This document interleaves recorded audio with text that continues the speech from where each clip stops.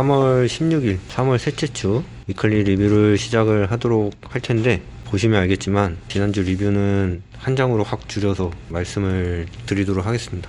몇 주째 크게 지난주 리뷰를 하고 분석을 하는 것 자체가 시장이 한 방향으로 쏠려 있기 때문에 그런 거보다는 향후에 어떨지를 분석을 하고 이야기를 하는 것이 중요할 것 같아서 우선 PPT는 한 장으로 했고, 그거에 대한 설명을 우리 태희가 한번 해보겠습니다. 근데 저희가 지금 마스크를 쓰고 있어서 목소리가 어떻게 나올지 모르겠네. 시작해볼까? 네. 일단 전체적으로 코로나19 리스크가 아주 극에 달하면서 변동성은 아주 커진 한 주라고 요약할 수 있습니다. 일단 주요 지수들이 나라에 관계없이 막 하루에 5에서 10%씩 움직이면서 시장의 큰 부담 심리를 반영했다고 볼 수 있습니다. 실제로 이제 여러 재정 정책도 나오고 긴급 금리 인하도 있었는데, 실물 경제가 이제 타격 미칠 거랑 관련해서 이제 파생금융 상품들의 회사채 부실, 이런 위험이 실제로 부각되면서 사람들의 투매를 자극한 결과라고 볼 수 있습니다. 근데 이제 금요일 날 트럼프 대통령이 국가 비상사태를 이제 선언함으로써 조금 어느 정도 약간 반등하는 모습을 보였는데, 오늘 아침에 거기에 더불어서 이제 파월이 또 이제 100bp 추가 인하를 했습니다. 실제로 이제 제로금리에 달성이 된 거고, 7천억 달러 상당의 매입도 이제 얘기를 했는데, 반응이 오늘 이제 별로 안 좋아요. 실제로 이제 다시 서킷 브레이커에 걸려 있습니다. 하방으로. 이런 상태고, FX 쪽 같은 경우에는 이런 상황에서 이제 연방지원 확대가 될 거라는 어떤 기대도 이제 몰리면서 달러 인덱스는 상승하는 모습을 보이고, 엔화 같은 경우에는 안전자산임에도 불구하고 금융자산에 대한 현금화 수요가 전반적으로 몰리면서 하락하는 모습을 보였습니다. 금도 마찬가지의 모습을 보였습니다. 현금화 확보에 대한 수요로 상대적으로 자산 가격의 방어에서 성공했던 안전자산들의 또 현금화 좀 수요가 몰렸다고 볼 수 있습니다. 미국 10년치도 마찬가지라고 볼 수 있고요. 그래서 이제 주초에는 리스크를 크게 반영을 해서 0.318%까지 이제 금리가 떨어졌다가 장 후반에 이제 급등하는 모습을 보였습니다. 유가 같은 경우에는 감산 합의 실패랑 러시아의 증산으로 주초에 이제 33% 정도 하락하는 모습을 보였지만, 금요일에 트럼프가 전략 비추기를 대량으로 매입할 것을 시사하면서 반등하는 모습을 보였습니다. 지난주 정리는 여기까지 하고, 결국에는 이렇게 말씀을 드려야 될 게, 그것도 얘기를 하겠지. 오늘 아침에 긴급회의를 해서 이번 주에 예정되어 있던 FOMC는 없어요. 네. 근데 지금 실질적으로 봤을 때 우리나라 시간으로 새벽 6시에 발표가 됐는데, 그때는 지금 해외 선물 시장이 문을 닫고 있었어서 결국에 장외 시장에서 FX만 움직였었는데, 실질적으로 100bp 인하하고 양적 완화 한다고 한 다음에는 달러 대비 다른 통화들이 급등을 했지. 근데 결국에는 야간 시장 열리기 시작을 하면서 다 뒤집어졌고, 결국에는 다시 또 지금 미국 지수는 마이너스 5% 가까이 빠져있는 상황이고, 달러도 다시 강세로 돼 있는 상황이고. 기자회견에서 좀 안 좋은 얘기를 많이 해가지고 파월이 실제로 경제가 좀 어려워질 수 있다라는 코멘트들을 하고 여러 가지 이제 안 좋은 좀 반응들이 있으면서 좀 급반전한 것 같습니다. 근데 이게 실질적으로 그럴 수밖에 없잖아. 금리 내린다고 그래가지고 사람들이 지금 바이러스가 창궐을 한다고 그러는데 나와가지고 소비를 할 건 아니거든. 금리를 내리거나 그렇게 했을 때는 한계 기업에 대한 도움은 될 수 있지만, 실질적인 소비 진작이라든지 이런 거에 대해서는 지금 당장 효과가 있을까? 그런 거는 이제 많이 이제 없을 거라고 보는데, 이제 시장에서 기대한 거는 진짜 부실 회사채 매입이라든가 이런 거 좀 직접적으로 조금 더 적극적으로 하는 모습을 좀 기대했던 것 같고, 실제로 이제 코로나 자체로 인한 소비 위축도 물론 중요하지만, 이로 인해서 더 큰 파장이 올 것을 시장은 계속 좀 우려하는 것 같습니다. 그래가지고 결론적으로 말씀을 드리면, 주식이 대부분의 투자 자산의 전부니까 이야기를 하면 주식은 안 좋을 거예요. 저는 개인적으로 그렇게 생각을 해요.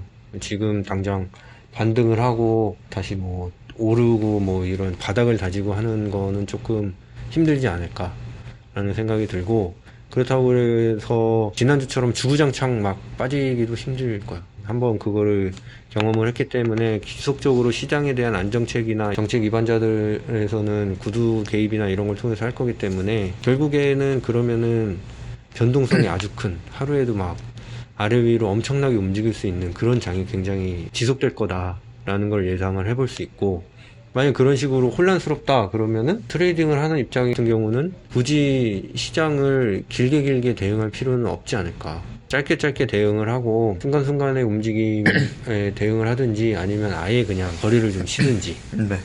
그런 식으로 하는 방법이 좀 좋을 것 같고, 저희가 이제 금주 코멘트에 적어놓긴 했지만 기존에 만약에 코로나 사태가 나기 전에 투자를 해놨던 주식 현물이나 이런 게 있다 그러면 그거를 적극적으로 해지를 하는 수단을 고려를 해야 될 것 같다. 지난주에 우리가 말씀을 드렸지만 실질적으로 기존에 있던 주식을 좀 적고 스탑을 하려고 했으면은 약간 그 시간을 지금은 좀 지난 것 같고, 해치 수단을 통해서 그 변동성을 최소화하는 게 좋지 않을까 라는 생각이 좀 들어요. 근데 만약에 지금 기존에 없다 그러면은 오히려 이런 것들이 약간 리스크 오프 쪽으로 캐시에 대한 수요가 지속적으로 있을 거라고 생각을 하면 그게 또 하나의 투자의 기회는 될 수가 있지 않을까 라는 생각도 좀 들고, 그리고 지금 금주 주목할 금융자산을 보면 달러 인덱스 금 이게 있는데, 이거는 처음에 태희가 얘기를 했듯이 실질적으로 현금을 쟁겨 놓는 게 굉장히 중요한 순간이 됐기 때문에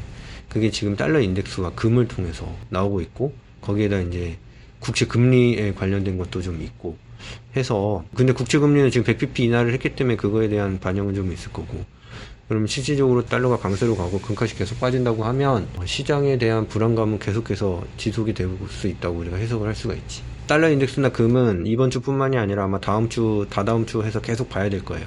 이 두 개가 반전을 해야 시장이 조금은 안정이 될 수 있다라는 신호로 우리가 받아들일 수 있지 않을까 라는 생각이 좀 들어. 거기에 플러스 각국 경제 지표가 있는데 이거는 굉장히 오랫동안 봐야 될 거예요. 왜냐면 우리가 리만 때를 생각을 해보면 계속해서 지속적으로 약세장으로 주식이 이어지다가 결국에는 금리 인하에다가 엄청난 양쪽 완화에 대한 이야기가 있었고, 그리고 나서 실질적으로 시장이 반등을 했던 거는 그 당시에는 주택시장에 대한 지표가 반등을 하면서 시장이 조금 바닥을 다지고 상승을 하는 그런 모습을 보였었기 때문에 우리가 그런 경험이 있고, 그리고 코로나에 대한 직접적인 영향이 우리가 어디까지인지 지금 알 수가 없는 상황인데 앞으로 나올 경제 지표들을 통해서 모든 나라, 유럽이 됐든 뭐 우리나라가 됐든 뭐 미국이 됐든 그런 경제 지표를 통해서 실질적인 코로나의 영향, 경제에 대한 영향을 우리가 알아볼 수가 있을 것이다. 그렇기 때문에 경제 지표가 발표가 되고 그거에 따라서 시장이 매우 흔들리는 그런 시장이 될 수가 있다. 그래서 그런 거를 조금 주의 깊게 봐야 되지 않을까라고 생각을 합니다. 너무 나만 얘기했는데? 아니 근데 거의 다 동의하는 부분이라서. 네. 뭐 추가적으로 할 얘기 있니?